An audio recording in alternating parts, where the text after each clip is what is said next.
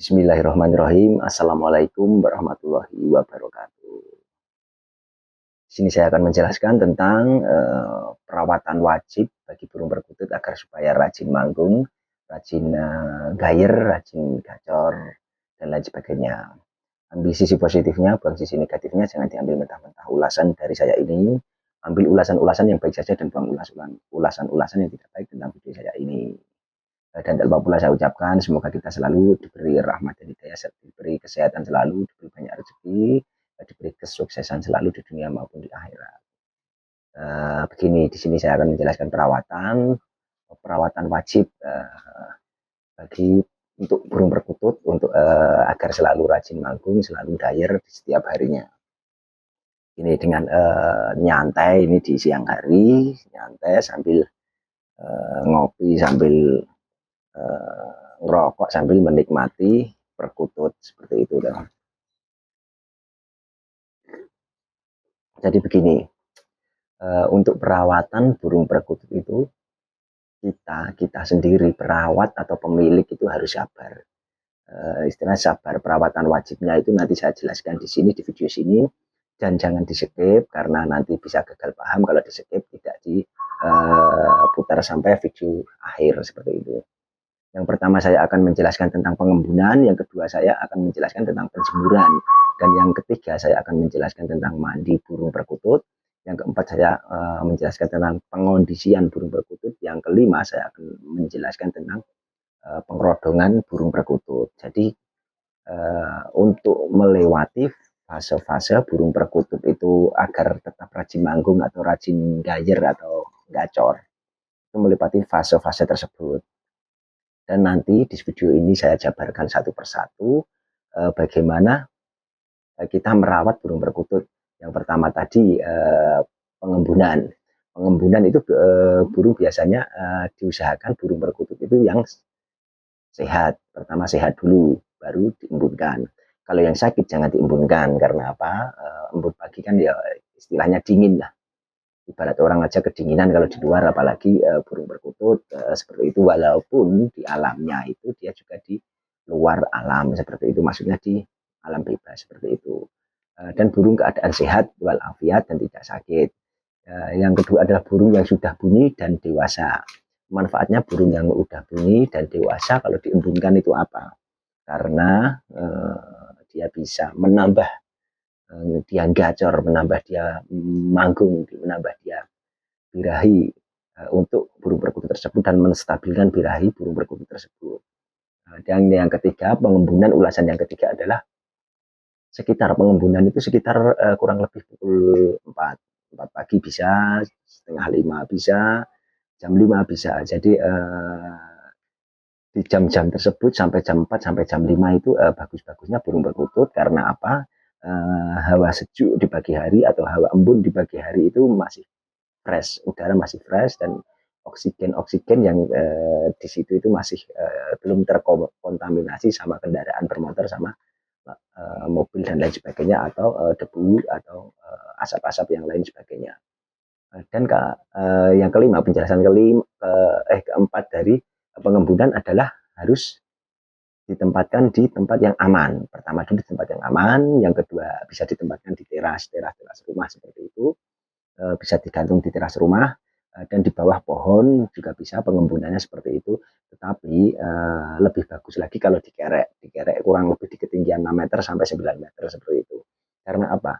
Kalau burung perkutut pas pengembunan dikerek itu mengeluarkan suara-suara yang lantang, yang menandakan daerah tutorialnya di kawasan tersebut, untuk mengeluarkan anggungan yang lebih los, istilahnya lebih lantang, soalnya tidak terhalang oleh gedung-gedung di sekitar atau pepohonan di sekitar. Dia merasa dia di situ itu daerah tutorialnya seperti itu, teritorialnya. Jadi seperti itu untuk manfaat pengembunan. Yang saya jelaskan itu tadi 1, 2, 3, 4, ada 4 tahap yang saya jelaskan berikut, itu baru pengembunan. Tahap berikutnya setelah diembunkan adalah penjemuran. Tahap penjemuran adalah bertahap, jangan sebentar dan jangan kelamaan. Ini yang terpenting itu dan harus digarisbawahi. Untuk burung perkutut itu ada yang bilang, Mas, burung perkutut itu kalau dijemur lama apakah bagus? Di komen-komen YouTube saya Sekian. Bagus menurut karakter burung perkutut masing-masing. Tetapi untuk di istilahnya distandarkan, istilahnya itu diambil garis besarnya itu jangan terlalu lama dan jangan terlalu sebentar. Jadi cukup saja. Kalau saya penjemuran sekitar pukul dari jam pukul 7 sampai jam pukul 11. Jadi jam tersebut itu masih banyak mengandung vitamin D dan jangan sampai jam 11 ke atas itu malah menjadi burung dehidrasi. Istilahnya kandungan vitamin D-nya tidak ada.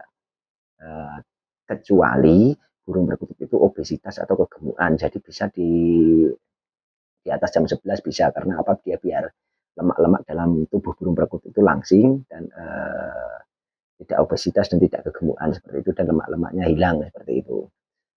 Dan untuk tahap yang ketiga dalam penjemuran itu adalah makanan dan minuman. Makanan dan minuman burung perkutut itu harus selalu dicek, selalu ada seperti itu. Jadi makanannya itu harus selalu ada untuk selalu dicek karena apa? Karena makanan burung perkutut itu makanan pokok wajib. Kalau kehabisan nanti bisa istilahnya malah bisa sakit dan mati seperti itu. Dan waktu pengecekan itu bisa juga dikasih air minum yang sedikit. Air minum yang sedikit fungsinya apa? Fungsinya itu untuk dia agar tidak istilahnya beraknya juga tidak cair. Kalau kelebihan dia minum dan dia malah fokus manggung dan suara tambah garing, tambah jernih. Kalau air minumnya sedikit saja, secukupnya, sehabisnya pas waktu dijemur seperti itu. Dan bagus lagi tidak dikasih air minum tetapi tetap dipantau. Karena apa? Tenggorokan-tenggorokan lendir-lendir yang ada di tenggorokan burung perkutut itu bisa keluar dan bisa terkena masuk melalui pas penjemuran full tadi. Dan diusahakan pas penjemurannya itu maksimal dan kalau bisa pakai sangkar jemur. Kalau pakai sangkar kubah seperti ini kan tidak kena sinar matahari terlalu full lah, tidak terlalu ekstra. Jadi ini kan terhalang oleh apa kubah-kubah di atasnya. Kalau bisa sangkar jemur biasa. Kalau seperti ini bisa diiringkan kalau di posisi di bawah tanah penjemurannya. Tetapi kalau pas dikerek atau di bawah pohon atau di teras itu kan nggak bisa. Otomatis burung perkutut mencari di bawah-bawah sangkar sini dan dia mengepakkan sayap atau membentangkan sayapnya untuk berjemur. Karena apa burung perkutut kalau saya lihat di alamnya itu dia juga suka berjemur. Jadi untuk itu kita harus tahu fase burung perkutut tersebut, tahu tingkah laku burung perkutut tersebut, tahu daerah di alamnya burung perkutut tersebut bagaimana. Jadi kita intinya ini harus digarisbawahi. Kita mengikuti kemauan burung, jangan burung disuruh mengikuti kemauan kita seperti itu. Jadi intinya kita mengikuti kemauan burung seperti apa dan jangan dipaksakan burung mengikuti kemauan kita seperti itu. Itu menurut saya pribadi. Jadi kalau untuk menurut teman-teman, monggo silahkan komen di bawah ini, monggo silahkan komentar di bawah ini untuk berbagi tip karena berbagi tip itu tidak akan membawa kita fakir ilmu maupun malah menjadi manfaat untuk kita semua, untuk berpendidikan, untuk pembelajaran kita semua dan untuk anak cucu kita di kemudian hari atau di lain hari seperti itu. Dan saya menjelaskan perawatan wajib burung perkutut agar supaya manggung dan sehat. Fase ketiga itulah pemandian. Untuk pemandian atau memandikan burung perkutut. Nah ini memandikan burung perkutut itu kan banyak orang yang bertanya juga, Mas pentingkah memandikan burung perkutut itu setiap hari atau berapa hari sekali? Nah, ini saya jawab di video kali ini ya. Dan untuk pemandian itu harus pertama harus konsisten. Kalau 1 bulan sekali ya 1 bulan sekali terus. Kalau 2 bulan sekali ya 2 bulan sekali terus. Kalau 3 bulan sekali ya 3 bulan sekali terus. Jadi konsisten itu. Dan kalau untuk penjinaan bisa setiap hari bisa. Seperti itu saya jawab di komen-komen YouTube saya. Mas pemandian kalau setiap hari bagaimana? Efeknya bagaimana? Saya jawab saja kalau pemandian untuk penjinaan setiap hari bisa, tetapi ini harus digarisbawahi juga. Tetapi dengan keadaan burung perkutut itu sehat, dalam keadaan burung itu bugar dan tidak sakit, bisa dimandikan setiap hari karena proses penjinakan seperti itu. Biasanya dilakukan dari burung perkutut ombyoan atau tangkapan muda hutan atau tangkapan yang udah tua di hutan seperti itu. Jadi untuk penjinakan bisa dimandikan setiap hari karena apa? Untuk penjinakan itu sendiri. Tapi harus keadaan burung perkutut itu sehat seperti itu. Dan pemandiannya Mas, banyak yang bertanya juga di kolom komentar di YouTube saya. Pemandiannya setiap pukul berapa? Setiap pukul berapa? Ya saya jawab juga kali ini di video ini ya. Untuk pemandian, pertama di waktu kita longgar, di waktu kita senggang, istilahnya pas tidak kerja, pas tidak mengganggu aktivitas lainnya. Yang bisa dipilih di satu pagi hari, kedua itu bisa siang hari, ketiga bisa sore hari atau malam hari. Dan untuk penjemurannya Mas, untuk penjemurannya, kok penjemurannya untuk pemandiannya, pukulnya berapa? Kalau pagi hari pukul berapa? Kalau saya pribadi, saya tentukan, saya lihat karakternya burung itu kalau pengen mandi dia itu biasanya pola dan dia istilahnya itu gelisah seperti itu kan, ingin keluar dari sangkarnya itu langsung saya mandikan. Jadi pagi hari, kalau saya pagi hari itu pukul 7 pas-pasnya waktu itu. Dan kalau siang hari itu pukul 9 pagi, 9 siang, dan sore hari itu pukul 3 sore, dan yang malam itu pukul 7 malam, seperti itu. Seperti itu pemandian pas waktu tepat, pagi jam 7, siang jam 9, sore jam 5 sore, dan malam hari jam 7 malam. Dan ini harus saya tambahi lagi ya, untuk pemandian sendiri untuk menurunkan obesitas atau menurunkan over birahi. Maksudnya over birahi itu burung perkutut selalu mekur terus, dan kalau ada majikannya lewat atau pemiliknya lewat itu dia selalu ngoyak di orangnya itu loh. Saya juga punya burung perkutut seperti itu, seperti ini juga ngoyak, seperti burung perkutut saya sangkil juga ngoyak dan bekuran juga. Dan alhasil saya selalu memandikan burung perkutut itu malam hari sekitar pukul 11 malam. Karena apa? Dia memang tujuannya menurunkan emosi, untuk menurunkan emosi dan menurunkan birahi burung perkutut tersebut. Jadi saya mandikan malam hari seperti itu. Jadi jangan disamaratakan untuk karakter burung-burung tertentu itu mandinya bisa pagi hari, bisa siang hari, bisa sore hari, bisa malam hari, seperti itu. Jadi jangan dipukul rata burung itu. Kita lihat aja, dia kita lihat kalau burung perkututnya itu istilahnya gelisah mau keluar sangkar, mau istilahnya dia gerah, atau kita pegang itu suhu tubuhnya udah panas banget, itu berarti minta mandi. Dengan proses seperti itu kan alami burung perkutut tersebut istilahnya gelisah, terus pas waktu kena, ibarat pas waktu hujan dia mengepakkan sayapnya atau membentangkan sayapnya, pas waktu kena embun-embun hujan itu dia membentangkan sayapnya, istilahnya dia mau mandi, dia ingin mandi seperti itu, karena suhu tubuhnya sangat panas sekali seperti itu. Walaupun ini ya harus digarisbawahi, di alam liarnya itu dia tidak suka mandi air. Dia kalau mandi itu sesipu, di tanah-tanah yang kering, yang bahasa Jawanya bluduk, istilahnya seperti itu, di tanah-tanah kering yang bluduk dan tanah-tanah yang gempur itu, dia sesipu di situ mandi air, mandi tanah seperti itu. Istilahnya mandi tanah sesipu kalau di tempat saya seperti itu. Jadi kita harus tahu karakter burung tersebut. Jadi pemandiannya itu jangan dipukul rata. Kalau pagi ya pagi hari, siang hari, sore hari, malam hari, itu seperti itu. Jadi kalau saya seperti itu. Dan jangan terlalu sering dimandikan untuk burung perkutut yang sudah manggung atau gayer. Karena apa? Kalau selalu dimandikan, itu malah membuat burung perkutut itu tidak rajin manggung seperti itu. Ini ya perlu diingat ya. Kalau sudah manggung, udah gayer, itu nggak usah terlalu sering dimandikan, kecuali burung perkutut itu kebanyakan bekur, kebanyakan ngejar pemiliknya, kebanyakan ngawini tangkringan atau istilahnya gestang seperti itu, nggak usah dimandikan. Kalau udah burung nyaman, udah manggungan, itu biarkan saja seperti itu. Walaupun saya sering diomongi sama orang tua atau sesepuh zaman dahulu itu, kadang zaman dahulu itu burung perkutut itu kalau memandikannya malahan bisa 1 tahun sekali, tiap 1 suro atau tiap 1 suro itu, bulan suro itu kalau bahasa Jawa seperti itu. Jadi pemandian burung perkutut itu dipahami karakternya. Pertama untuk penjinaan, apa untuk menurunkan birahi, apa untuk sekedar menetralkan atau menstabilkan birahi, kita harus tahu karakternya terlebih dahulu seperti itu. Itu fase yang ketiga dalam proses pemandian. Dan saya jelaskan lagi dalam fase keempat. Fase keempat itu pengondisian. Nah, di sini saya akan menjelaskan pengondisian. Karena banyak faktor juga pengondisian burung perkutut agar tetap gacor, agar tetap manggung. Saya tinggal ngopi dulu, ayo monggo ngopi. Monggo dulur-dulur ngopi rien, ngerokok rien ya.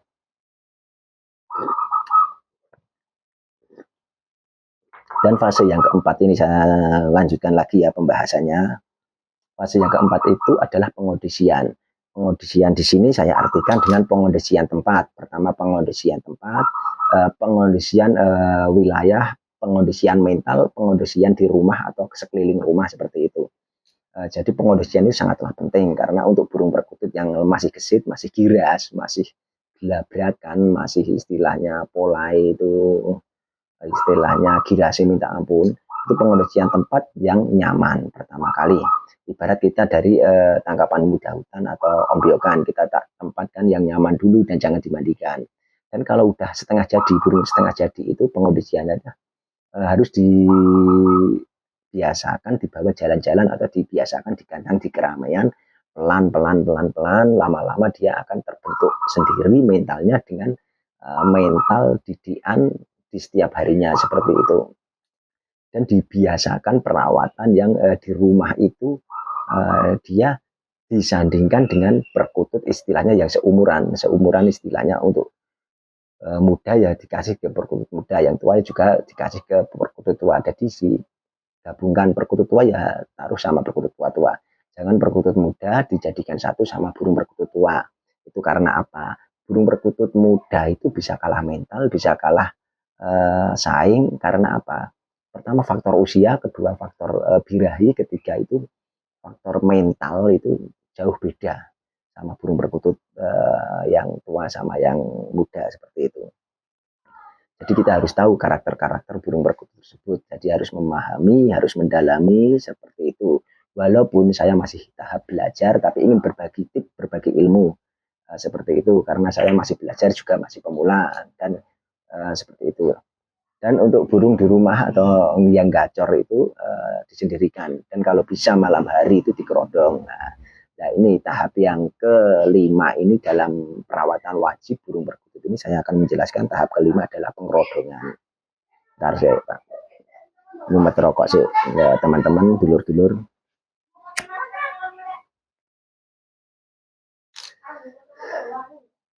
Dan untuk tahap yang kelima ini adalah pengerodongan. Pengerodongan di sini adalah burung perkutut disangkar terus dikerodong, istilahnya seperti ini. Padahal seperti ini kerodong, pada saya kan juga saya akan kerodong, tiap malamnya saya kerodong karena burung perkutut kalau malam hari itu harus dikerodong. Setelah perawatan istilahnya untuk fungsi pengerodongan seperti ini, itu habis rawatan. Istilahnya habis rawatan itu bagaimana, Mas? Habis rawatan itu saya jelaskan di sini. Setelah perawatan, dari perawatan pagi hari, dari perawatan sore hari, perawatan siang hari, itu sehabis rawatan terus diangin-anginkan, fase terakhir itu malam hari itu kalau saya kerodong. Karena apa? Aktivitas burung perkutut dari pagi, dari siang, dari sore itu dia juga cukup lelah untuk bunyi di pagi hari, untuk bunyi terus-menerus, apalagi bunyi yang gacor atau bocor atau istilahnya manggung di setiap hari. Dalam istilah manggung di sini kan saya mengartikannya manggung harian, bukan cuma berapa menit, berapa jam. Kalau udah manggung itu tuh harian, tidak mengenal waktu dia. Kalau siang hari paling berhenti itu cuma minum sama makan, seperti istilah manggung menurut saya pribadi. Kalau sama dia capek seperti itu. Seperti itu. Jadi untuk pengondisian setelah perawatan itu perlu dikerodong. Tapi setelah dijemur itu diangin-anginkan dulu, jangan langsung dikerodong, baru dikerodong seperti itu. Buka kerodong ini ya buka kerodong seperti ini itu kalau mau dinikmati atau kalau mau perawatan. Jadi ini digarisbawahi ya teman-teman, dulur-dulur, konco-konco, semuanya ya. Bung Mania dari cabang Semen Merauke. Buka kerodong itu kalau mau satu perawatan sehari-hari dari pagi, siang, sore, malam, perawatan sehari-hari buka kerodong itu perawatan sehari-hari ya, termasuk mandi, jemur, kasih makan dan lain sebagainya. Tetapi selain itu di kerodong kalau malam hari, karena apa? Dia biar istirahat total. Kalau istirahat total, terus banyak lagi orang yang bertanya atau subscriber saya banyak bertanya, Mas kalau tanpa kerodong bisa nggak? Karena kan saya nggak punya kerodong. Kalau banyak yang bilang seperti itu, ya bisa saja, jangan di kerodong nggak apa-apa. Tetapi disendirikan di tempat yang nyaman supaya apa? Dia istirahat, biar dia istirahat total.